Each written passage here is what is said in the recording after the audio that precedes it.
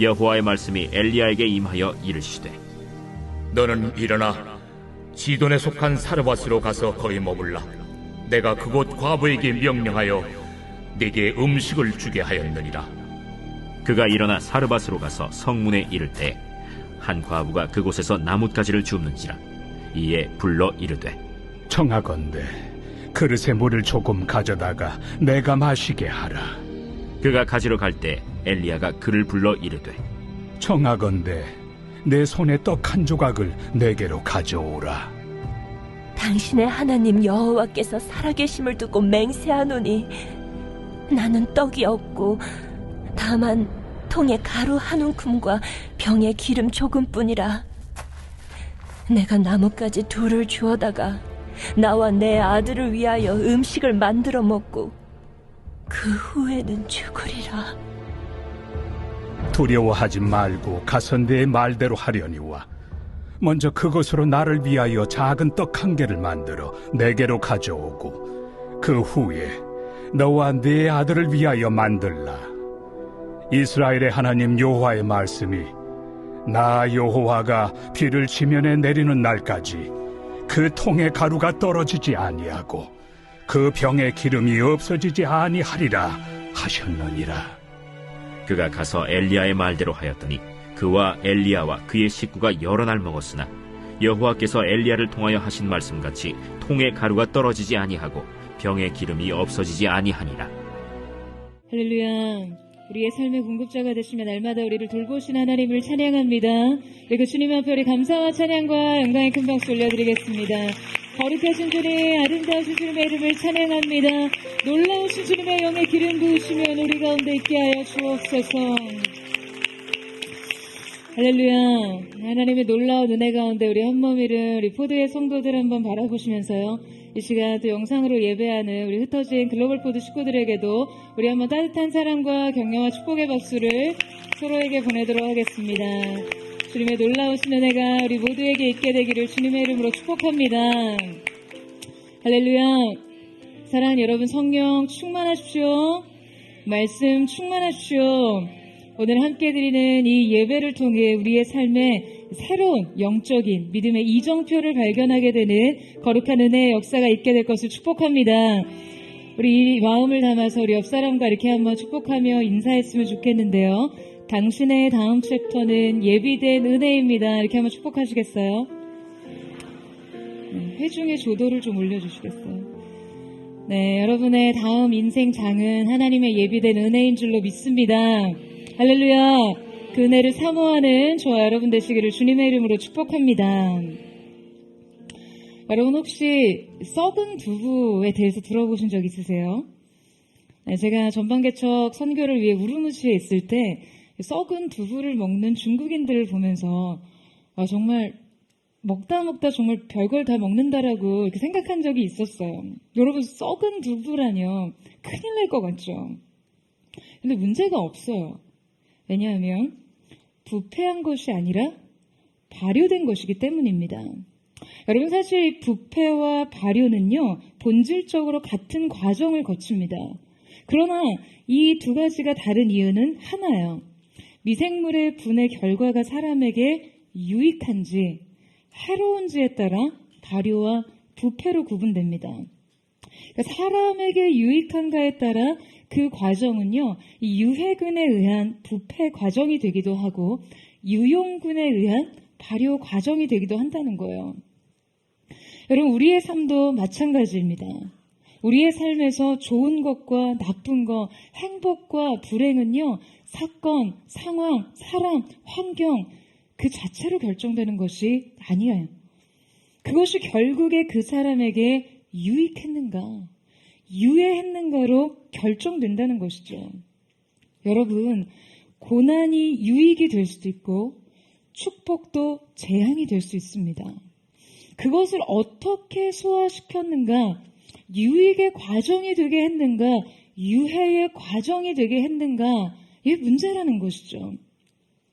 여러분, 믿음과 순종은 우리 앞에 있는 것이 무엇이든지 간에 그것을 유익한 과정으로 은혜와 축복으로 귀결시킵니다. 여러분, 아멘이세요? 오늘 우리가 함께 읽은 본문 속에서 그와 같은 믿음과 순종을 드린 하나님의 사람이 등장합니다. 지난주에 이어 그리시네가에서 시돈 땅으로 보냄을 받은 그 엘리야의 상황을 계속해서 살펴보려고 하는데요. 여전히 그 땅에 가뭄이 계속되고 있고 기근과 그 고통이 극에 달해가는 상황에서 오늘 우리는 이 엘리야의 삶을 추적하며 이 믿음의 여정을 살펴본과 동시에 돌연 하나님의 이 역사 가운데 등장한 한 이방 여인이 어떻게 이 여정에 동참하게 됐는지, 그렇다면 하나님께서 하나님의 사람들을 인도하셔서 그분의 역사를 이루시는 과정에는 어떠한 믿음의 원리가 작용하는지 깊이 묵상해 보려고 합니다.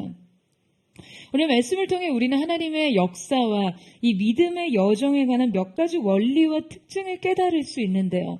그 첫 번째 특징은 하나님의 명령은 육하 원칙을 제시하지 않는다입니다. 우리 함께 본문 9절에서 10절 말씀을 같이 한번 읽어보도록 하겠습니다. 시작. 그가 일어나 사르밧으로 가서 성문에 이를 때 한 과부가 그곳에서 나뭇가지를 줍는지라. 이에 불러 이르되 청하건대 그릇에 물을 조금 가져다가 내가 마시게 하라. 자, 여러분, 앞서 엘리야는 일어나 사르밧이라는 곳에 가라느니 하나님의 명령을 받았죠. 자, 그런데 그때 하나님께서는 사르밧이라는 이 특별한 지역을 지정하셨고 그곳에서 한 과부에게 명령해서 그를 공궤하도록 하셨지만요, 정작 내비게이션에 목적지 찍어주듯이 이 대상에 대해서 명확하게 말씀하지는 않으셨어요. 그가 어디로 가서 그녀를 만나야 하는지, 지금 적어도 하나님께서 그에게 보내신 사람인 것을 어떤 식으로 식별할 수 있는지 어떤 증거도 받은 바가 없다는 것이죠. 이 명령엔 과부에 대한 구체성이 전혀 없습니다. 하지만 엘리야는 명령에 순종해 시돈 땅으로 갔고 바로 이 성문에 이를 때에 한 여인을 발견하게 됩니다. 엘리야가 성문에 이를 때에 때마침 그녀는 마치 시간을 정해두고 그 엘리야를 만나려고 한 듯 그곳에 나와 있었어요. 근데 여러분, 이 정황을 우리는 보통 그냥 읽고 넘어가는데요. 사실 이 상황을 우리의 현실에 적용하다 보면 지금 그 내용이 어떠하든지 간에 일단 하나님이 엘리야에게 제공하신 이 방식은요, 우리의 생리와 참 안 맞습니다. 하나님의 명령은 도무지 육하원칙이 없어요. 아니, 시돈 땅 사르밧이라는 구체적 장소를 지정하셨고 거기에서 과부를 만나라고 하셨으면 적어도 자신이 그 과부를 어떻게 하면 알아볼 수 있을지까지는 여러분 제시해 주셔야 되는 거 아닌가요? 아니, 그 땅에 여인이 뭐 한둘이겠어요? 아니, 그 중에서도 과부도 엄청난 비율 많을 거 아니에요. 그렇다면 엘리야 역시 이 길을 나서기 전에 지금 하나님께 무언가 더 확실한 정보, 구체적인 정보를 요구할 수 있습니다. 여러분, 우리는 믿음의 길을 간다고 하면서도 보통 하나님의 명령에 순종하기 전에 먼저 이 명령의 세부 조항을 확인하고 추가 정보를 요구하곤 합니다. 여러분, 이것이요, 보통의 사람들의 두려움과 통제 본능에 기초한 믿음입니다. 그런데 오늘 말씀 속의 엘리야는 지금 내가 그곳에서 과부에게 명령하여 내게 음식을 주게 하였느니라 라는 명령을 받고 그 다음의 정보를 주님께 요구하지 않습니다. 여러분, 이 명령 다음 단계가 뭐였어요? 여러분, 이 명령의 다음 단계가 무엇이었습니까? 이 명령의 다음은 일단 순종이었습니다. 너는 일어나에 해당하는 순종을 주님께 드렸어요. 그러니까 일단 요구하신 데까지 한 걸음의 순종, 그 다음에 또 새로운 인도하심을 기대한 것이죠. 여러분, 이때 그가 드린 믿음은 어떤 것이었을까요? 여러분, 하나님께서 내가 명하여 라고 하신 말씀에는요, 치위티라는 동사의 완료형 시제가 사용됩니다. 하나님의 일하심은 완료되었습니다. 즉 하나님께서 엘리야에게 구체적으로 어떤 것을 명령하실 때 여러분 이 일은요 하나님 차원에서 이미 완료된 일이라는 것이죠. 여러분 아멘이세요? 그러니까 이제 엘리야 차례예요. 하나님의 이 일하심은 인생의 일들과 같이 제한받거나 방해받을 수 없습니다. 그래서 여러분 그분의 일하심을 믿는 자들은요 현실의 그 구체적인 세부 조항이 너무나 무의미한 것임을 알 수밖에 없는 것이죠. 여러분 우리 역시 마찬가지입니다. 하나님께서 여러분 인생에 특별한 명령과 부르심을 주실 때가 있어요. 그때 우리는 떠나거나 보내거나 머물거나 변화를 시도하거나 도전을 해야 합니다. 우리의 연약한 믿음은 이 순종에 반드시 약속의 육하 원칙과 세부 사항이 필요하다라고 여겨요. 우리는 인생의 길을 가면서 명확한 지도 내지는 청사진 내지는 설계도나 매뉴얼 등을 얻고 싶어 합니다. 그러니까 우리 미래에 대한 전망을 이 구체성과 어떤 명료함에 의존하고 싶어 해요. 그래서 우리는 하나님의 약속과 명령이 있음에도 불구하고 계속 하나님 이제 받아 적을 준비가 됐으니 말씀만 하십시오 라는 이러한 태도로 우리 행동을 미루곤 해요. 아닙니다 여러분. 하나님께서 가라 라고 하실 때는요 일단 가는 것입니다. 할렐루야. 여러분 이 사실을 믿으세요? 여러분 일단 가보면 하나님이 부르신 그곳에서 여러분들은 주님의 예비된 은총을 발견할 수 있는 것이죠. 여러분 우리에게 필요한 것은 하나님의 계획 안에서 우리를 있게 하려고 하신 바로 그 위치에 우리가 있는지를 그분께 묻는 것뿐이에요. 우리가 그 자리에 있다면 아무리 불가능해 보이는 것이라도 그 일은 반드시 이루어질 것입니다. 사랑하는 여러분, 우리에게는 더 많은 정보가 필요한 것이 아니라 더 온전한 믿음이 필요할 뿐입니다.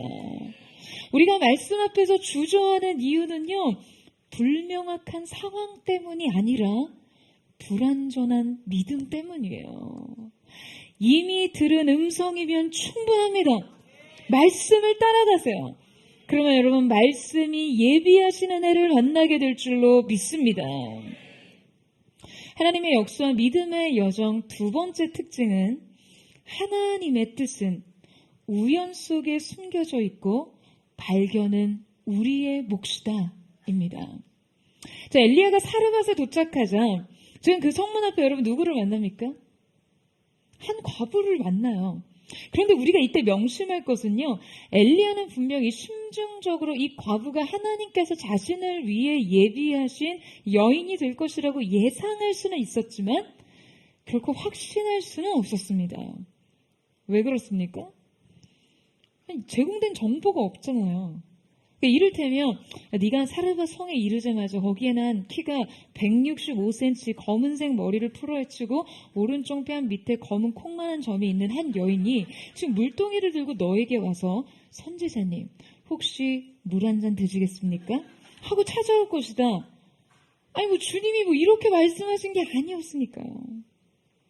하나님의 섭리와 약속은 그분의 차원에서는 완료된 것이지만 엘리야와 과부의 차원에서는요, 계속된 현재 진행형이었고 계속해서 흐릿하고 불확실하고 우연적인 것들 투성이었습니다. 그러니까 엘리야는 그저 우연히 이 여인을 마주했던 것뿐이었어요. 자, 여러분 그렇다면 우리는 이때 믿음의 속성에 대해서 질문해 볼 수 있죠. 우리가 그토록 현실 속에서 많이 고민하는 것들 말이에요. 목사님 도무지 모르겠어요. 분명 뭔가 하나님의 인도하심이 있는 것 같고 저도 나름 순종하면서 가고 있는데 이게 정말 그분의 뜻인지 무엇이 그분이 원하시는 것인지 모르겠어요. 이거를 과연 어떻게 확인할 수 있나요? 라고 말하는 그런 문제들 말이에요. 여러분, 하나님의 확실한 예비하심을 인생의 수많은 우연 속에서 발견하는 그런 방법 말이죠. 과연 하나님 차원의 확실한 것과 우리 차원의 희미한 것을 이어줄 수 있는 그 유일한 것은 무엇일까요? 바로 이때 엘리야는 이 유일한 것을 과부에게 발견하려고 합니다. 오늘 말씀 속에서 엘리야가 심정적으로 자신을 위해 하나님이 예비하신 과부라는 것을 알았지만, 자, 이것이 과연 확실한 것인지 검증하기 위해 확인하고자 했던 유일한 근거가 여러분 무엇이었어요? 여러분, 엘리야가 과부에게 지금 무엇을 찾고 있습니까? 물이에요? 네, 물론 물이죠. 물론 엘리야는 지금 목이 말랐을 거예요. 먼 길에서 160km를 걸어서 여기까지 왔으니까요. 그런데 이 선지자가 여인에게 물을 요구하고 지금 더 나아가 더 뻔뻔하게 음식을 요구하는 이 행위는요, 지금 단지 자신의 목마름과 줄인 배를 해결하기 위함이 아닙니다. 엘리야는 과부를 시험하고 있어요. 과부에게서 지금 무엇인가를 확인하기 위해서요. 자, 그것이 무엇입니까? 그것은 바로 과부의 준비된 믿음이었습니다. 여러분, 우리가 인생의 수많은 우연 속에서 그 하나님의 필연을 발견하는 가장 확실한 근거가 이것입니다. 준비된 믿음 말이죠. 과부에게 준비된 믿음은 하나님께서 기적을 베푸실 유일한 근거가 됐어요. 여러분, 목회를 하다 보면 참 많은 일을 경험하지만요, 사실 모든 일이 저에게 똑같은 무게로 다가오지는 않습니다. 누군가의 아픔, 질병, 고난의 문제들이 막 수많은 기도의 요청들이 저에게 쌓이지만 제가 그것에 동일한 반응을 보일 수 없어요. 제가 그 모든 것들에 똑같이 반응한다면 제가 모든 그 수많은 일들의 해결사가 되느라 이 자리에 설교자로 설 수조차 없을 거예요. 그런데 어떠한 일에는 제가 필요 이상, 저에게 요구된 것 이상으로 저의 믿음을 쏟고 제 믿음을 확장시키고 도전해 가면서 그 불가능한 일들 가운데 하나님의 기적을 구하게 될 때가 있습니다. 여러분, 이것은요, 단지 어떤 친밀한 관계에 의한 것이 아니에요. 여러분, 생각해보세요. 아무리 친밀해도 목사로서 불가능 속에 그 가능의 믿음을 선포하고 그 가운데 기적을 구한다는 것은요, 똑같이 어려운 일인 것이거든요. 아니, 더 어렵습니다. 되게 중요한 관계일 땐 훨씬 더 어려워요. 왜죠? 저에게도 그 상실이나 좌절에 대한 두려움이 작용하기 때문이죠. 그런데 어떠한 일들 가운데는 하나님의 특별한 뜻하심을 발견할 때가 있습니다. 그 여러 가지 고난의 문제, 시련의 문제, 질병의 문제, 심각한 위기 가운데 직면한 성도들 중에서도 어떠한 일에 관해서는 유독 주님의 뜻하심이 그 안에 있음을 느껴요. 처음에는 그것이 매우 흐릿합니다. 하지만 느낄 수는 있어요. 그래서 그 뜻을 알기 위해 더 기도하게 됩니다. 그 고난이 품고 있는 하나님의 뜻이 더욱더 선명하게 드러날 때까지 더 기도하게 돼요. 여러분, 그게 언제입니까? 바로 준비된 믿음이 거기 있을 때예요.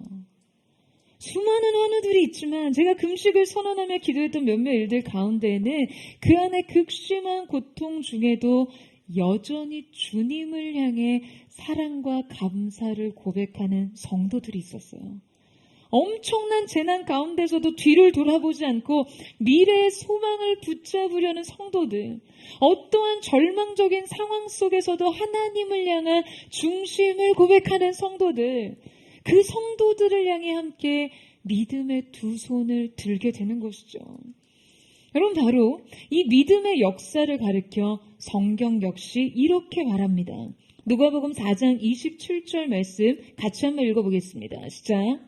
내가 참으로 너에게 이르노니 엘리야 시대에 하늘이 3년 6개월간 닫히어 온 땅에 큰 흉년이 들었을 때 이스라엘에 많은 과부가 있었으되 엘리야가 그 중 한 사람에게도 보내심을 받지 않고 오직 시돈 땅에 있는 사렙다의 한 과부에게 뿐이었으며.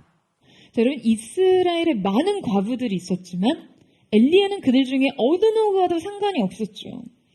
오직 그의 부르심은 시돈 땅에 있었던 이 과부를 향해 있었어요. 사랑하는 여러분, 준비된 믿음이 있을 때 보내심이 있습니다. 이 믿음이 바로 이스라엘의 많은 과부들을 제치고 오직 이방 땅의 과부에게 그분의 특별한 은총이 베풀어졌던 이유라는 거예요.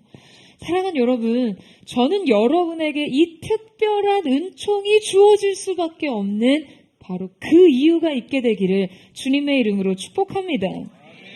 준비된 믿음이 있기에 예비된 은혜를 얻게 되는 저와 여러분 되시기를 주님의 이름으로 축원합니다. 하나님의 역사와 믿음의 여정 세 번째 특징은 하나님의 역사는 불가능에서 가능을 꿈꾸는 자에게서 시작된다입니다. 여러분, 분명 사르밧엔 하나님이 예비한 사람이 있었습니다. 그러나 중요한 것은요, 그저 그냥 이 둘의 만남 그 자체로 끝나서는 아무 의미가 없다는 것이에요. 만남은 하나님의 역사로 이어져야 하죠. 여러분, 하나님의 역사는 믿음의 반응의 연속성 속에서 일어납니다. 그러니까 믿음이 중단되면 역사도 중단되는 거예요. 준비된 사람을 만났다고 해서 반드시 기적이 일어나는 것은 아닙니다. 여러분, 엘리야가 시돈 땅 사르밧 가는 것까지는 순종했지만 사실 이때 그가 과부에게 물과 음식을 요구할 수 있는 것은요, 또 다른 믿음과 순종이 필요한 것이었어요. 이 무례하고 뻔뻔한 요구가 하나님의 보냄을 받은 선지자로서 당연하게 요구할 수 있는 그런 권리의식과 혹은 어떤 권위의식과 또 이기심 때문에 여러분 가능했던 것일까요? 내가 이스라엘의 하나님의 말씀 대언한 선지자로서 너에게 명령하는데 너는 나를 마땅히 공개하라. 여러분 뭐 이런 태도였냐라는 것이죠. 그 한 줌의 가루와 기름이 남은 그것을 나로 먼저 먹게 하라. 여러분, 이게 영적인 지도자로서 입 밖으로 쉽게 떨어지는 말이라고 생각해 보세요. 제가 여러분에게 그랬다고 생각해 보세요. 얼마나 끔찍합니까? 여러분, 우리는 과부에게 자신을 섬기도록 요구하는 엘리야의 순종 안에서 그에게 꼭 필요했던 믿음이 무엇이었는지를 확인할 수 있습니다. 그것은 현실에 대한 실망감을 넘어서 하나님을 기대하는 믿음입니다. 여러분, 지난주 살펴봤듯이 엘리야가 이 과정에서 처음 이 과부를 직면했을 때 그는 분명 심각한 실망감을 해결해야 했을 거예요. 그가 딱 직면한 과부의 모습은요, 기대와 달리 너무나 초라했거든요. 장작을 구하러 온 것도 아니고 잔가지 나뭇가지를 주스러 나왔어요. 기근과 굶주림 가운데 160km를 홀로 걸어서 그냥 하나님의 약속 하나만 믿고 찾아온 이곳, 이 인도하심의 끝에 이 만남. 여러분, 세상은 이런 걸 실패라고 말하지 않겠습니까? 여러분, 이런 걸 두고 믿음의 배신이라고 생각하지 않겠어요? 그냥 갑자기 내가 붙잡고 온 약속과 부르심이 그냥 하나의 신기루처럼 그런 느낌이 들지 않으세요? 여러분, 우리도 때로 하나님의 약속 하나를 붙잡고 극적인 변화를 기대하며 찾아간 곳에서 이러한 실망과 이러한 좌절을 맛보곤 하죠. 하지만 분명 엘리야는 이 실망을 넘어섰기 때문에 과부에게 믿음의 제안을 할 수 있었어요. 그리고 이 믿음은 분명 믿음의 연단과 훈련을 통해 길러진 것이었습니다. 여러분, 앞서 9절에서 과부에게 명령하여 라고 사용된 이 치유 명령형은요, 4절 말씀에 내가 까마귀를 명하여 라는 데에서도 동일하게 사용된 바가 있습니다. 그러니까 말씀 속에서 연거푸 2번 동일하게 이 명하다 라는 동일한 표현과 시제를 사용하면서 지금 이 두 가지 동사의 의미적 연결을 하고 있는 거예요. 게다가 이 까마귀라고 번역된 오레빔은요, 사실 이 까마귀를 지시하는 것이 아니라 어떤 학자들은 아랍인들을 나타내는 의미다라고 이렇게 추정하기도 합니다. 지금 하나님께서 자신의 종을 먹이시도록 명령하신 이 까마귀를 언급할 때 이 까마귀의 존재를 지금 굉장히 의도적으로 이방인과 연결짓고 있는 것이죠. 지난 시간에 말씀드렸다시피 까마귀는 율법적으로 매우 부정한 동물이었어요. 그리고 이스라엘에게 이방인 또한 마찬가지였습니다. 그냥 그 우상 숭배가 가득했던 이 시기에 이 이방 과부는 쉽게 말하자면 인간 까마귀 같은 존재인 거예요. 그러니까 엘리야가 과부를 보고 느낀 엄청난 실망감은 여러분 곧이어 무엇과 연결되면서 믿음으로 전환될 수 있었을까요? 바로 까마귀와의 연결이죠. 무슨 말인지 이해되세요? 여러분 본래 까마귀는 먹이에 대한 굉장히 강한 집착을 보이는 동물입니다. 특히 자신의 영역에서 먹이를 딱 발견했을 때요, 굉장히 독창적으로 먹이를 취하는 동물로 알려져 있어요. 일단 이 두드러진 특징이 까마귀들은요, 매우 지능적으로 경쟁자를 제거한다고 해요. 그러니까 경쟁자 앞에서 먹이를 숨기고 주변을 경계하며 경쟁자들의 먹잇감을 발견하지 못하도록 유도를 합니다.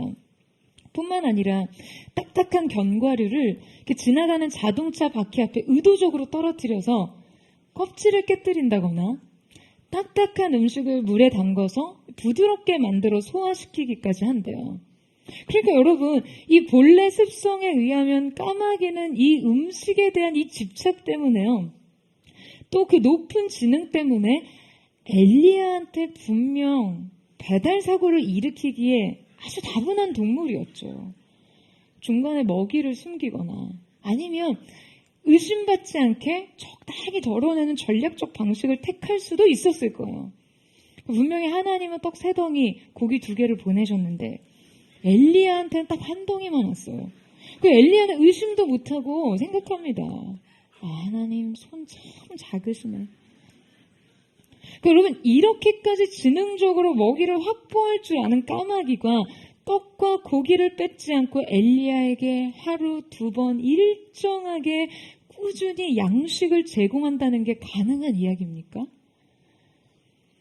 그런데 하나님께서 그에게 이 까마귀가 자신을 봉양할 것이라고 약속하셨을 때 그는 매일 아침 저녁으로 지금 이 부정한 짐승이 날개짓하며 자신에게로 날아와 그 본연의 탐욕을 조금도 내비치지 않고 말씀에 순응하며 자신을 공개했던 것을 경험했습니다.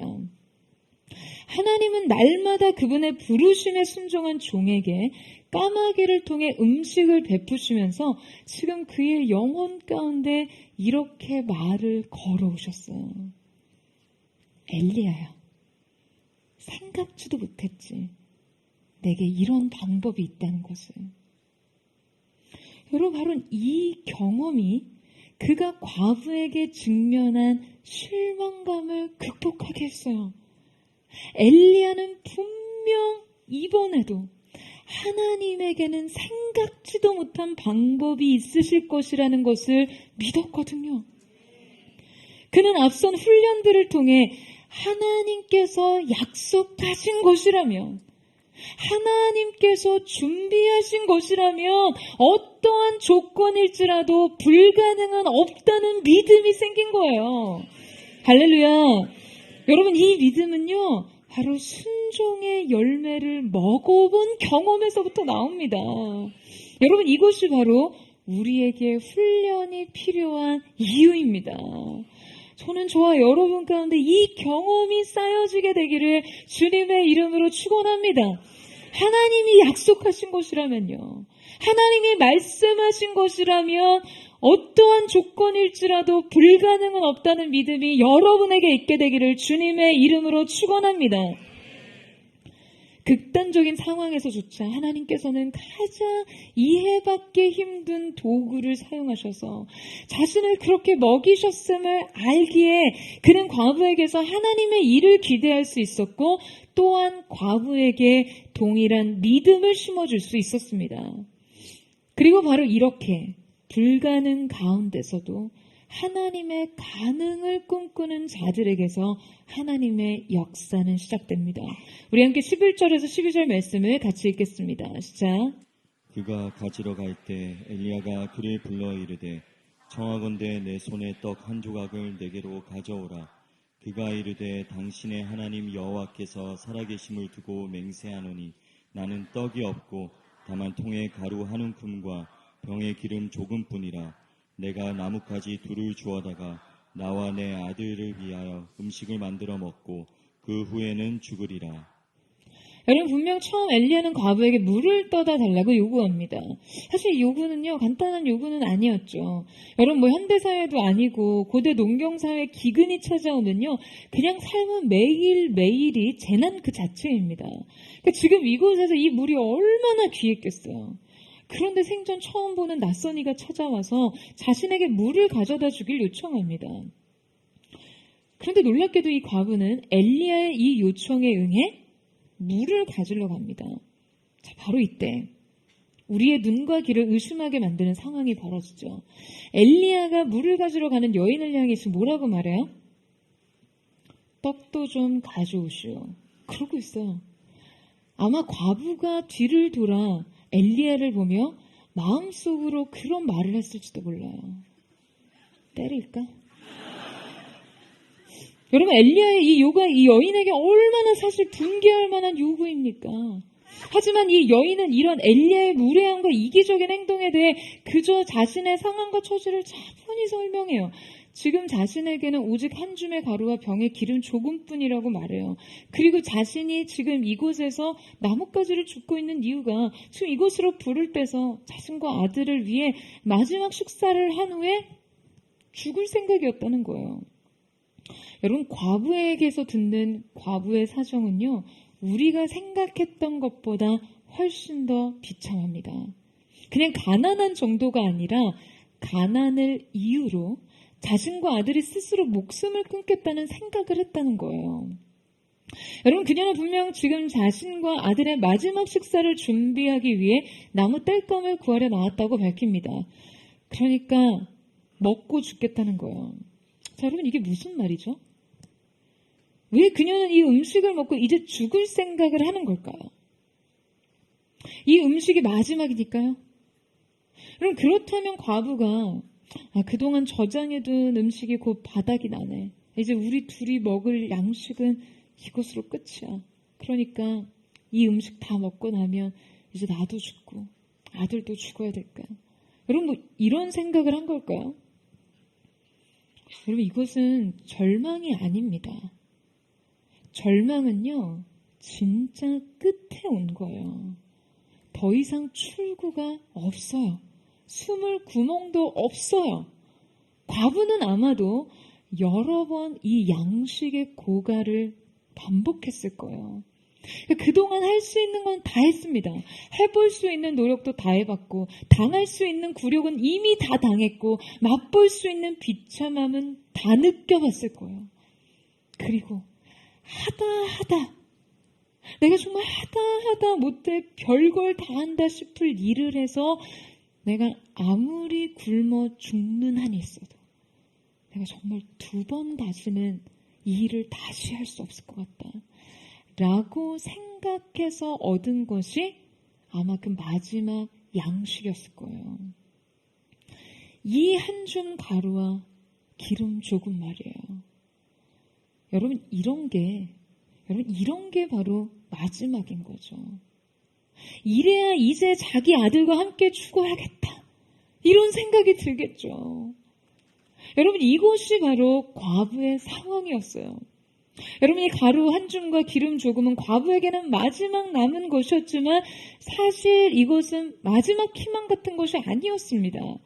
이 남은 것은 그녀에게 또 다른 출구를 열어주었으니까요. 그 출구가 무엇이었죠? 바로 죽음이었습니다. 그 가루 한 줌과 기름 조금은 과부와 죽음 사이에 있는 것들이었어요. 과부는 이 마지막 자원을 모두 쓰고 나면 이제 자신이 스스로 직접 죽음의 문을 열고 나서야 한다고 결심했어요. 이 고통의 유일한 출구는 죽음뿐이었으니까요. 여러분, 이 말씀을 들으면서 정말 이 과부의 고통이 공감되는 성도들이 있다는 현실이 정말 너무나 가슴이 아픕니다. 오죽하면 죽음을 원해서가 아니라 더 이상 남은 삶이 없기에 이 죽음을 선택할 수밖에 없는 사람들이 있는 것이죠. 삶이 애초에 그냥 자신의 선택지가 될 수 없는 사람들 말이에요. 이 과부와 같이 모두가 죽음을 선택하실 것이라고 생각했던 한 사람이 있었습니다. 여러분, 그의 이야기를 한번 들어보세요.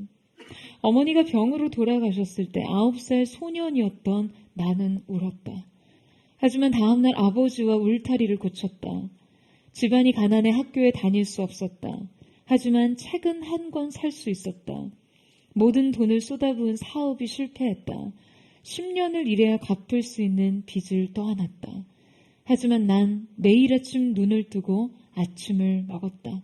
그리고 17년 뒤 빚을 모두 갚을 수 있었다. 계속해서 수많은 실패를 겪었다. 사람들은 내 자살을 우려해 주변에 칼과 날카로운 물건들을 정리했다. 하지만 매번 실패를 겪을 때면 난 오히려 식당에 가 배부르게 먹고 머리를 깔끔하게 정리했다. 그리고 당당하게 길을 걸으며 스스로 다짐했다. 그리고 1861년 3월 4일 난 평소와 같이 일찍 일어나 아침을 먹고 머리를 정돈했다. 그리고 국회의사당으로 가 내 이름에 사인했다. 그리고 선언했다. 여러분, 이 사람이 누군지 아세요? 바로 미국의 16대 대통령인 아브라함 링컨입니다.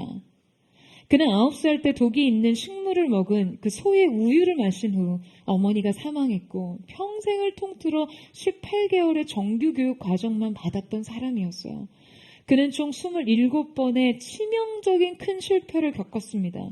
언제가 그가 그런 말을 했는데요. 내가 실패할 때마다 마귀는 내게 찾아와서 이제는 다 끝장났다 라고 말했습니다.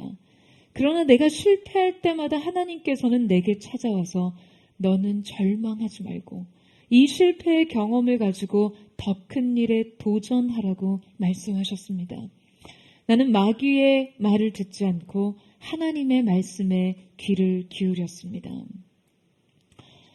여러분, 인생의 막다른 상황 가운데서도 끝내 믿음의 선택을 했던 링컨과 같이 여러분 사르밧 과부의 삶에도요, 죽음이 아닌 다른 대안이 필요했어요. 그래서 하나님께서는 바로 그녀에게 그분의 종을 보내십니다. 엘리야는 하나님의 보내심과 부르심을 받고 160km를 걸어왔어요. 여러분, 이 부르심은요, 단지 엘리야를 먹고 살게 하려는 목적이 아니었습니다. 그러한 목적이라면 까마귀가 계속해서 대신할 수 있었을 거예요. 하나님께서는 그분의 구원이 필요한 한 사람을 위해 그 먼 이방 땅에서까지 찾으셨어요. 여러분, 엘리야는 이것을 이해하고 있었습니다. 하나님의 구원이 준비되었다는 사실을요. 사랑하는 여러분, 언제나 이 숨겨진 사실을 느끼고 이해하는 사람이 되세요. 여러분, 믿는 우리에게 절망의 다음 페이지는 죽음이 아닌 구원의 생명입니다. 여러분, 아멘이세요? 이 하나님의 귀한 섭리를 기대하며 부르시고 보내신 곳에 서기를 주님의 이름으로 축원합니다. 하나님의 역사와 믿음의 여정의 네 번째 특징은 믿음은 볼 수 있는 것을 다 본 후에 볼 수 없는 것까지 보는 것입니다. 여러분, 앞서 과부가 한 말을 들어보면 그녀의 현실 진단은요, 모두 그냥 이성의 말 그리고 감정의 말뿐이었어요. 그 안에 믿음을 찾아볼 수가 없어요. 여러분, 우리가 하는 현실 판단에 과연 얼마나 믿음의 여지를 남겨두는지 한번 생각해 볼 필요가 있습니다. 우리가 하는 말들에 얼마나 믿음이 포함되어 있는지를 생각해 봐야 한다는 거예요. 여러분, 이게요, 믿음은 현실을 부정하자라는 그런 의미가 아닙니다. 현실 증명과 판단은 정확하고 냉철하고 차가워도 괜찮습니다. 믿음의 선택은 단지 현실에 눈이 먼 선택이 아니에요. 그 눈을 똑바로 뜨고 현실을 보되 그 너머까지 다 봐야 합니다. 믿음으로 바라는 것들의 실상을 보고 보지 못하는 것들의 증거까지 봐야 한다는 것이죠. 여러분, 아멘이세요? 여러분, 우리의 믿음이 작용할 때 우리의 현실엔 우리 이성의 전망과 기대로는 결코 볼 수 없는 것들이 있습니다. 바로 엘리야는 믿음으로 그것을 봤어요. 13절에서 14절 말씀을 같이 한번 읽겠습니다. 시작. 엘리야가 그에게 이르되 두려워하지 말고 가서 내 말대로 하려니와 먼저 그곳으로 나를 위하여 작은 떡 한 개를 만들어 내게로 가져오고 그 후에 너와 내 아들을 위하여 만들라. 이스라엘의 하나님 여호와의 말씀이 나 여호와가 비를 지면에 내리는 날까지 그 통의 가루가 떨어지지 아니하고 그 병의 기름이 없어지지 아니하리라 하셨느니라. 자, 여러분, 엘리야는 말합니다. 두려워하지 말고 가서 내 명령을 이해하라고 해요. 그 명령은 너에게 마지막 남은 그 음식 나에게 달라라는 건데요. 다시 생각해봐도 여러분, 이거 얼마나 가혹한 명령입니까? 하지만 이것은 엘리야가 자신의 양식을 얻기 위한 철저한 이기심에 의한 것이 아니었죠. 그는 과부에게 분명 믿음의 순종 가운데 하나님께서는 구원을 베푸실 거라는 선언을 합니다. 하지만 바로 이 일은 하나님을 향한 과부의 의지적인 결단과 순종이 반드시 필요하다는 거예요. 죽음을 향해서가 아니라 하나님을 향해서 선택하라는 것이죠. 여러분, 그런데 엘리야의 명령을 좀 더 자세히 들여다보면 엘리야는 과부에게 먼저 그것을 자신을 위해 가지고 오고 그 후에 남은 것을 그녀와 아들을 위해 만들라라고 말하고 있어요. 사실 이것은 말도 안 되는 말이었어요. 지금 이 여인이 남은 음식의 양을 표현할 때 쓴 용어는요, 바로 이 손바닥을 겨우 채울 정도의 아주 소량을 의미하거든요. 여러분, 뭐 가루 한 줌을 가지고 사람 하나가 제대로나 먹겠습니까? 그런데 그것은 먼저 나에게 가져오면 그 후에 그것을 할 수 있다는 거예요. 자, 여러분, 이 명령 가운데 선후 관계는 매우 분명했습니다.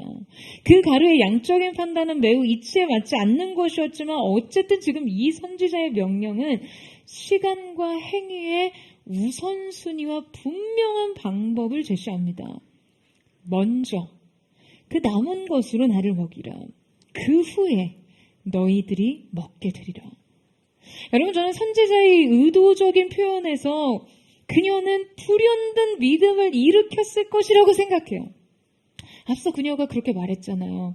이거 자기들이 먹고서 여러분 뭘 한다고요? 죽는다고요. 자기들이 이거 먹고 나면 그 후에 뭐가 있어요? 죽음밖에 없어요. 그런데 지금 이걸 엘리야가 먹으면 여러분 그 다음은 뭐예요? 죽음이에요? 아니요. 자신들이 먹을 수 있다는 거예요. 생명이에요. 과거의 내일을 기대할 수 없고 다음을 기약할 수 없던 삶의 엘리야의 말을 통해 그 후라는 다음이 제시될 때 저는 이 말 속에 희망이 끼어들지 않았을까라는 생각을 합니다.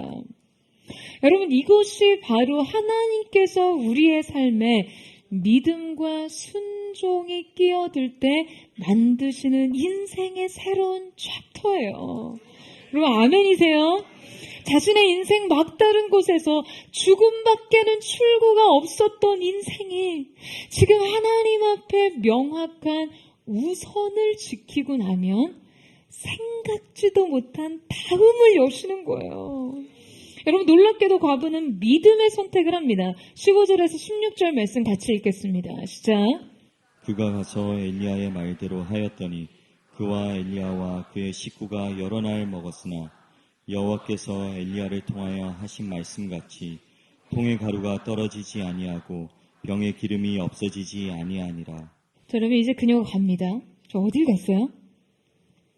자신의 부엌으로 가서 남은 가루 한 줌과 기름 조금을 쏟아붓고 이 선지자에게 바칠 음식을 만듭니다. 과부가 마지막 남은 가루와 기름으로 선지자를 위해 떡을 만들 때 여러분 한번 이 과부의 마음 한번 생각해 보세요. 어떤 마음으로 그 떡을 구웠겠습니까?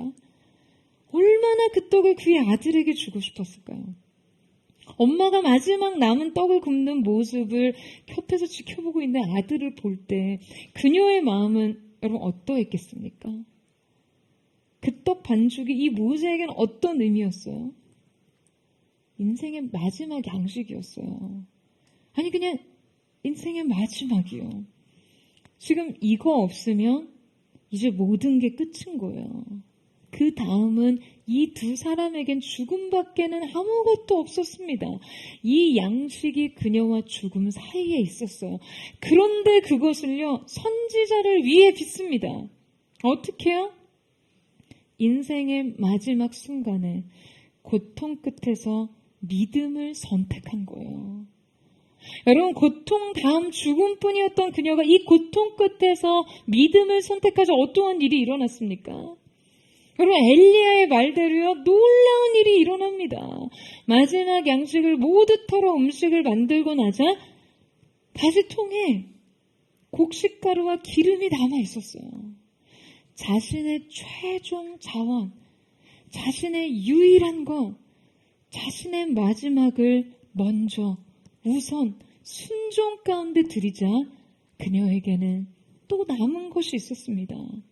심지어 엘리야의 말에 따라 그녀는 이 순종 이후에 약속된 기한에 이르기까지 통의 곡식은 다하지 않았고 병의 기름은 마르지 않았어요. 여러분, 과부가 인생의 막다른 길에서 믿음을 선택할 때 다음 출구는 하나님의 구원과 기적이었습니다. 저는 오늘 여러분이 이 예배 가운데 믿음을 드리고 이 문을 열고 나가는 삶의 자리에서 하나님의 구원과 기적과 공급을 만나는 역사가 있기를 주님의 이름으로 축원합니다. 그런데 이 공급이 우리에게 더욱더 감동을 주는 이유는요, 바로 이 가루와 기름의 상징 때문입니다. 여러분, 가루란 하나님께서 그리스도를 가리키기 위해 택하신 상징입니다. 한 알의 밀알이 하나님의 심판이라는 아랫돌과 윗돌 사이에 떨어져 생명의 떡이 되셨어요. 바로 예수 그리스도시죠. 레위기에 등장하는 5가지 제사 형태 중에 고운 가루로 드리는 소제는요, 그리스도의 인선과 그분의 완전함을 상징합니다. 또한 이 기름은 성령께서 수행하시는 기름 부으심, 우리의 삶을 지탱해 주시는 성령님의 사역에 대한 상징임을 알 수 있어요.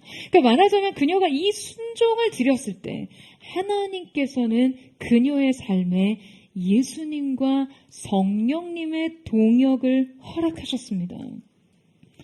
여러분, 그녀에게 마지막 남은 통 안의 가루와 병 안의 기름은요, 절망의 이유였고 그냥 이것조차 다 하고 나면 배를 채우지도 못한 채 그냥 다시 허기를 느끼게 할 턱없이 부족한 자원에 불과했습니다. 만족도 남기지 못한 채 다시 고갈을 느끼게 하는 원인 말이죠. 여러분, 그런데 그것을 순종의 도구로 사용하자 어떠한 일이 일어났습니까? 그녀는 결코 그치지 않는 원천을 소유하게 됩니다. 이곳은 그녀에게 영적인 구원까지 의미해요. 여러분, 그런데 우리가 여기에서 마지막으로 주목해야 할 것이 있습니다. 그것은 바로 하나님께서 결코 그녀에게 새로운 곡식통과 새로운 기름병을 선물한 것은 아니라는 거예요. 게다가 날마다 그녀의 이 통과 병의 가장자리까지 막 차고 넘쳤다라는 언급 또한 없습니다. 이 공급은요, 어느 정도에서 멈춰 있었어요. 떨어지지 아니하고 없어지지 아니할 정도에 한했어요. 하나님의 역사와 믿음의 여정 마지막 5번째 특징은 오늘의 승리와 축복은 오늘의 믿음을 필요로 한다입니다. 여러분, 하나님께서 그녀에게 구원을 베푸실 때 조금 더 극적인 방법으로 그분의 권능을 베풀지 않으실까요? 아니, 하나님도 뭐 이왕 주실 거 막 석유가 막 유전에서 펑펑 터지듯이 막 기름을 막 온팡 부어주시면 뭔가 좀 더 멋있잖아요. 그러면 이 변화는 과부의 입장에서 진짜 드라마틱하지 않겠어요? 아니, 뭐 고장 먹고 나면 사라지지 않고 뭐 또 있고 아침에 밝아가지고 열어보니까 뭐 없어지지 않을 정도로 채워져 있는 수준으로 왜 그분의 구원을 보여주십니까? 여러분, 우리는 바로 이 점에서 하나님께서 그분의 자녀들의 일상에 찾아오시는 방식을 배웁니다. 여러분, 주님께서는요, 막 이러한 극적인 구원으로 우리의 인생을 탈바꿈하는 방식을 잘 선호하지 않으세요. 물론 하실 때도 있습니다. 여러분, 마치 우리가 원하는 거, 마치 인생 로또 같은 그런 구원 말이죠. 많은 사람들이요, 이러한 구원을 원해요. 인생 한 방. 여러분, 하지만 주님께서는 그런 구원의 방식이 그분의 자녀들을 얼마나 변질시키는지를 알고 계세요. 그래서 하나님께서는 대개 우리를 한순간의 극적인 변화가 아니라 지속적인 공급을 통한 성장으로 우리를 이끌어 가시는 방식을 택하십니다. 이곳은 단지 우리에게 물리적인 충족을 주시는 것을 넘어서 믿음을 성장시키고 하나님을 향한 영적 의존성을 깊이 있게 하는 방법을 택하신 것이죠. 매일 주님의 자녀들이 끊임없이 그분을 의지하고 자신의 믿음을 계속해서 강화시키는 방법 말이에요. 여러분, 결국 이 방식을 통해 그녀의 믿음을 매일 성장시키고 그녀의 순종 또한 계속해서 시험하고 요구하고 계신 것이죠. 그리고 그 변화와 성장을 통해 끊임없이 그분의 성실한 사랑과 돌봄을 베푸세요. 여러분, 하나님의 공급의 방식은 매일 어김없이 그분의 자녀들이 하나님을 바라봄으로 하나님의 돌봄의 구체성을 일상의 삶 깊숙한 데서 느끼기를 원하십니다. 어떠한 큰 기적에 의존하기보다는 매일의 성실한 돌봄을 통해 신뢰와 의존을 키워가게 하시는 것이죠. 여러분, 이 방식은 그녀에게 하나님에 대한 이해와 감사를 갖게 합니다. 여러분, 상상해 보세요. 매일 아침마다 이 과부가 통 안에 기름과 가루가 여전히 채워져 있는 것을 보고 매일 아침마다 자신을 기억하시고 생각하시는 하나님의 사랑과 은혜를 다시 떠올리지 않았겠어요? 사랑하는 여러분, 여러분도 여러분의 삶에 일어나는 매일의 작은 기적을 기뻐하십시오. 여러분의 인생에 충분하지 않아도 사라지지 않은 것들을 보고 느끼세요. 분명 그 안에 차고 넘치지 않지만 그치지 않는 것들이 있습니다. 이 자리에 자신의 삶은 하나님의 놀라운 기적과는 거리가 있다고 느끼시는 그런 분들이 있을 수 있어요. 내가 가진 자원, 내 삶의 능력은 그냥 어느 것 하나 내세울 것이 못 됩니다. 하지만 삶에 만족하기 힘든 조건들, 그냥 역부족인 자원들을 보면서 그 안에 깃든 주님의 손길을 발견하십시오. 매일 나를 더 의지하라고, 매일 나의 돌봄을 깨닫고 매일 너의 성장을 위한 나의 이 특별한 공급을 이해하고 감사하라고 주님은 말씀하십니다. 여러분, 저는 여러분의 매일이 다함이 없었던 통 안의 가루와 병 안의 기름같이 그 마르지 않는 하나님의 은혜와 돌봄의 사랑을 발견하고 감탄하고 기뻐하는 역사가 계속되기를 주님의 이름으로 축원합니다.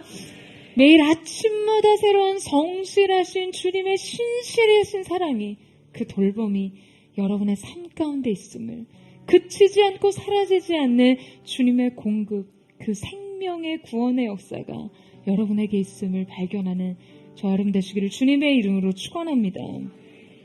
우리 이 시간 함께 찬양하며 기도하며 나아갔으면 좋겠습니다. 사랑하는 주님, 오늘 이 시간 우리의 인생에 오늘 여기까지 다음을 생각할 수 없는 내 마음이 벼랑 끝에 간 그 절망과 인생에 말할 수 없는 실망을 직면하고 있는 우리의 일상의 삶의 한복판을 살아가는 사람들이 있습니다. 사랑하는 주님, 오직 주님께서 우리에게 요구하시는 것은 단 하나, 너는 나를 믿으라. 너는 마음에 근심하지 말라. 하나님을 믿으니 또 나를 믿으라. 언제나 이 믿음을 요구하시는 주님 앞에 우리가 그 온전한 믿음으로 반응하며 나아가게 하여 주시옵소서. 오늘 하나님께서 우리 가운데 찾으시는 그 살아있는 믿음을 주님 앞에 드리며 오늘 주님의 보좌 앞으로 우리 함께 나아가기를 원합니다. 소망 없는 내 삶에 새 생명 허락하시 나의 주님의 은혜 놀라운 주님의 사랑 삶의 문제 힘겨워 눈물 만들 때도 나를 주시는 주님 한없는 주님의 사랑 나 찬양하네. 나의 믿음 주께 드려 나의 삶이 주를 향해 내 유일한 사랑 되신 주께 내 삶 드리리.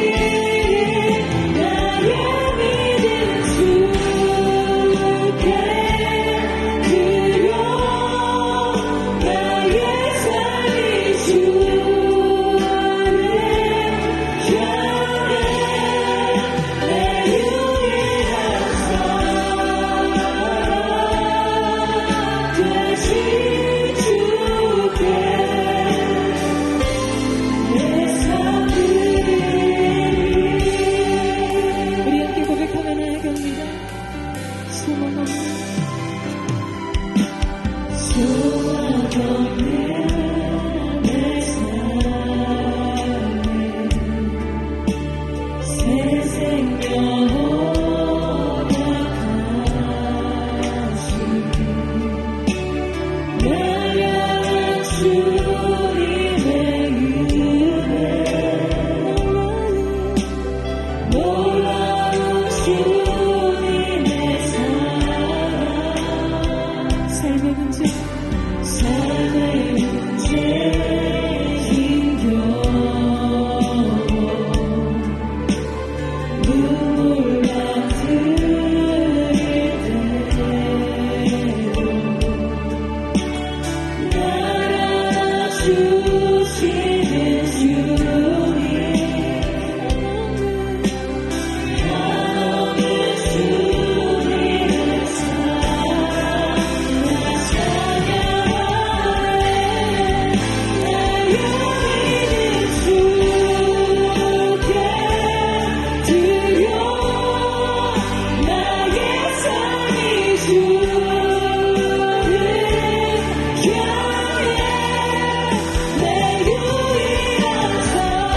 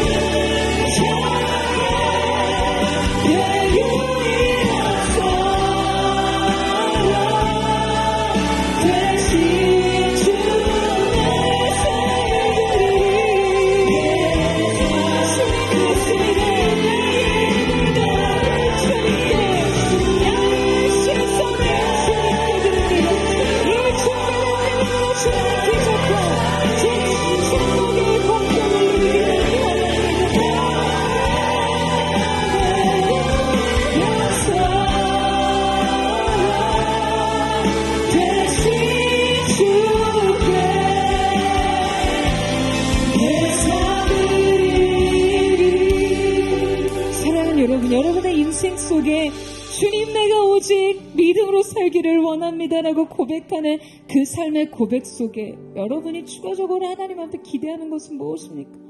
주님 약속하셨으며 더 확실한 증거를 내게 주세요. 정말 아름다운 열매 내게 약속된 것을 주님 눈에 보이는 증거로 확증시켜 주세요. 여러분 이러한 마음의 고백을 주님 앞에 드리고 있지 않으세요? 사랑하는 여러분, 믿음은 언제나 불확실성을 포함합니다. 갈 바를 알지 못한 채 약속하신 땅을 보고 간 것이 아니라 아브라함은 약속하신 말씀을 따라갔다고 이야기합니다. 우리의 인생의 구체적인 정보, 우리 인생의 눈에 보이는 현실적인 증거와 확증된 다른 어떤 것이 아닌 말씀하셨으면 충분합니다. 이 믿음으로 자신의 인생을 걸을 수 있는 사람들을 통해 주님은 주님의 역사를 이루시는 줄로 믿습니다. 여러분 이 사실을 믿으세요? 이스라엘의 수많은 가정과 여인과 동일하게 똑같이 기근과 갈증에 어덕이는 수많은 존재들이 있었음에도 불구하고 원수들의 땅, 이방인의 땅, 시돈의 사르밧 과부에게로 보냄받은 엘리야. 사랑하는 여러분, 준비된 믿음이 있어야 예비된 은혜를 만날 수 있습니다. 사랑하는 주님, 오늘 이 시간 우리가 우리의 인생 불확실성의 상황이 내가 하나님 앞에 순종하지 못하는 이유라고 변명하는 부끄러운 핑계들을 버리게 하여 주시옵소서. 믿음으로 일어서게 하여 주시옵소서. 우리에게 더 온전한 믿음만이 필요할 뿐입니다. 그 믿음의 능력을 주님께 드리게 하시고 온전한 믿음으로 주님 곁에 서게 하여 주시옵소서. 주여 한번 짓고 그 믿음을 주님 앞에 드리며 박수와 동성으로 기도하겠습니다. 믿음과 순종을 드리지 못하는 구차한 반면들, 부끄러운 핑계들 예수의 앞에 끊어질지어다. 오늘 주님 믿음과 순종을 기하실 때 하나님 땅에서 얘기하시니 그 놀라운 기적의 역사가 우리가 예비할 수 있도록 도와주시옵소서.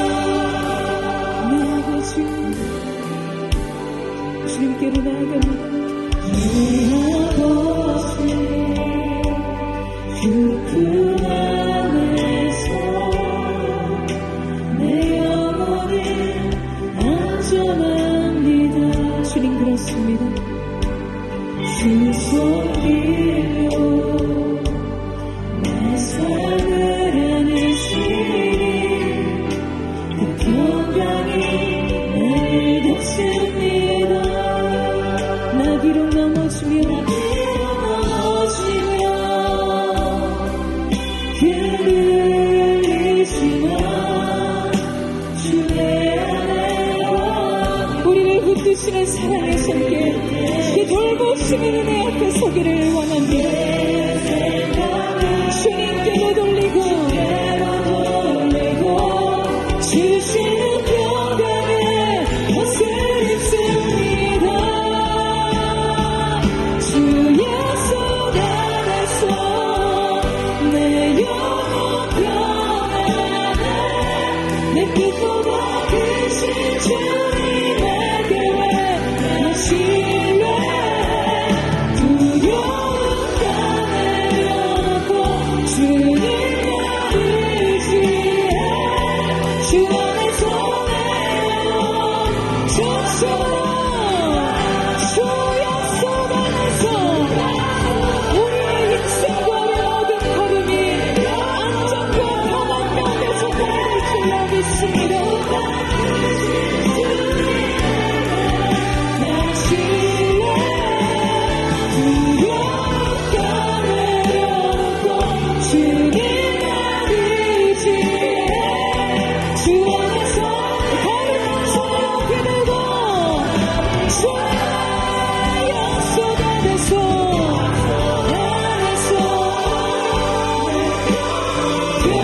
평생이었습니다. 내 뜻보다 크신 주님의 계획 내 신뢰 두려움과 내려놓고 주님만 의지해. 주 안에서 내 영혼 안전합니다. 두려움 다 내려놓고 주님만 의지해. 주 안에서 내 영혼 안전합니다. 여러분의 삶의 현장 속 여러분 무엇에 대해 실망하셨나요? 여러분의 인생에 약속하신 하나님의 약속에 성취되는 방식에 대한 실망을 가지고 있는 하나님의 사람들이 있습니까? 왜 하필 까마귀입니까? 왜 불결하고 더러운 까마귀여야만 하나요? 주님이 약속을 이루시는 방식의 과부가 웬 말입니까? 왜 이방 여인 과부를 통해서 이 공급이 이루어져야 합니까? 자존심 상하십니까? 여러분이 생각한 생각의 방식과 기대했던 바가 아니기 때문에요.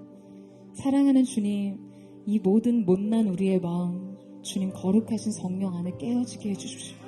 주님 다 태워주십시오.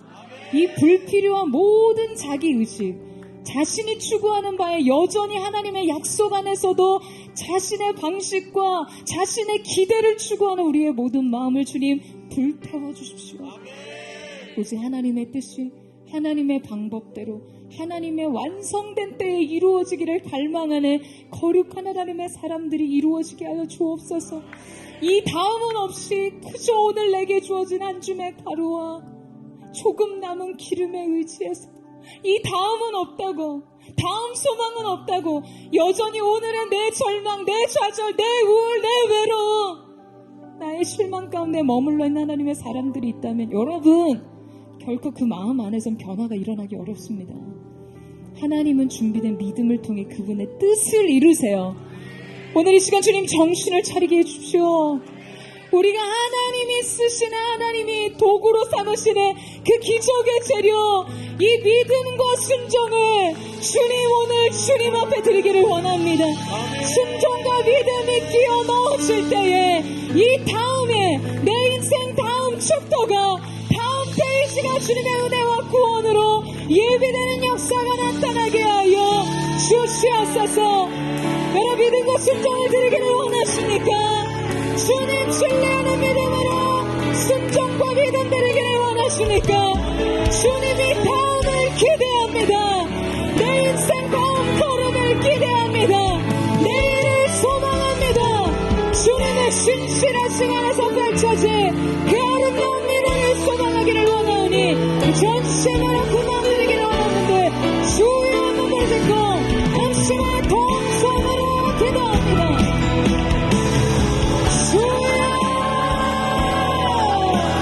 사랑하는 주님, 이 다음은 없다고 생각하는 사람, 그 후는 나의 인생이 존재하지 않을 것 같은 이제의 어둠 속을 헤매며 방황하는 마음 속에서 그저 오늘의 고통과 절망과 좌절에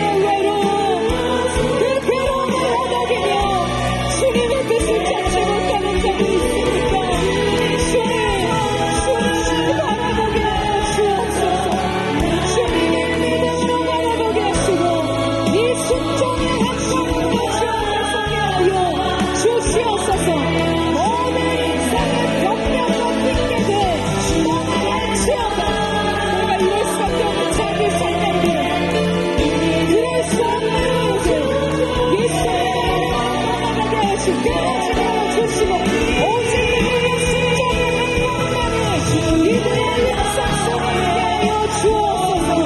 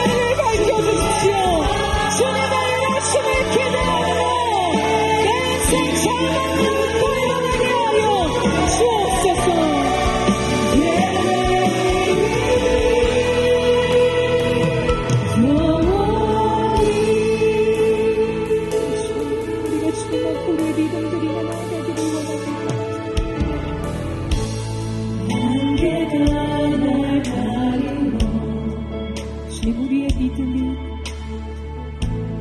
내 믿음은 늘리려 나 주님께 나아가네. 주님은 생각하소 주님은 생각하소 여전히 그 자리에 눈을 들며 보리리라 날 위한 그 사랑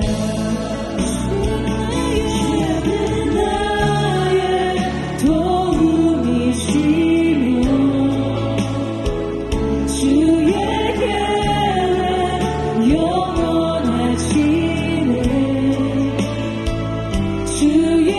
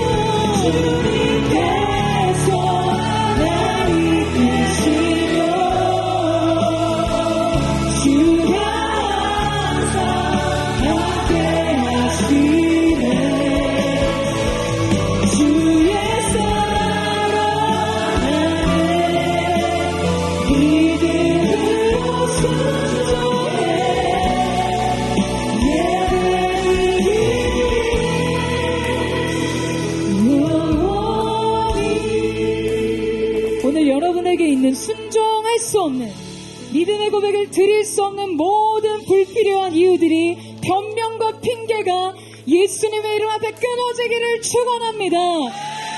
변명하지 않는 믿음, 핑계대지 않는 믿음으로 일어서게 하여 주시옵소서.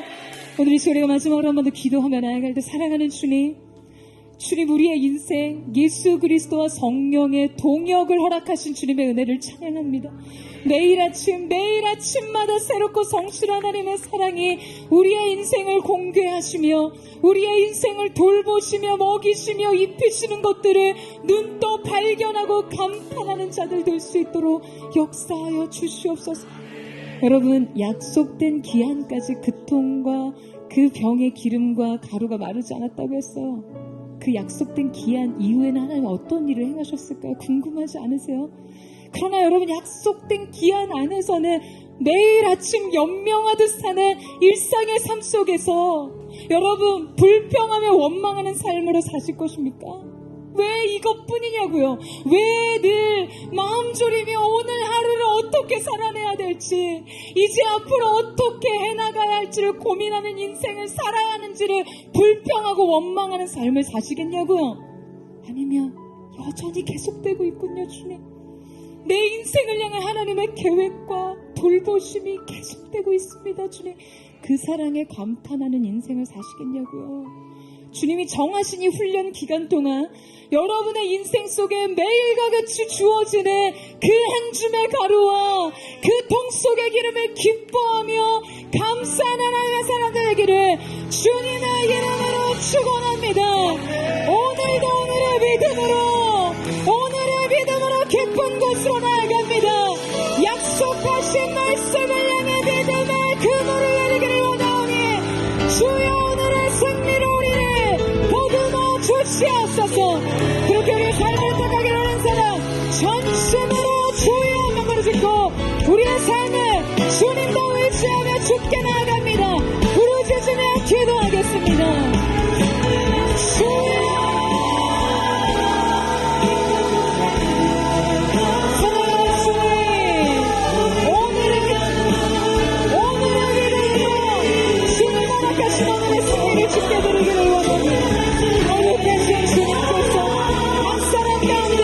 아침마다 주님의 사랑이 나를 향해 계속되고 있음을 아침마다 내게 부여하신 생명의 은혜를 감사함으로 주님께 감사와 기쁨의 제사를 드리는 자들 되게 하여 주십시오.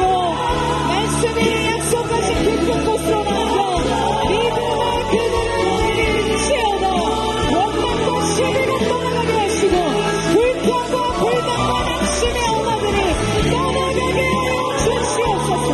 오직 주께서 행하시는 일들 중보를 하시는 일 역사가 길을 부어주는 주옵소서. 모든 불신을 떠나갈지어다. 의지하여 깊은 곳에 오늘 주께서 행하시는 일을 바라봅니다. 이루시는 것보다 주의 말씀 의지하여 믿음으로 꿈을 던져 믿는 자에게 빛이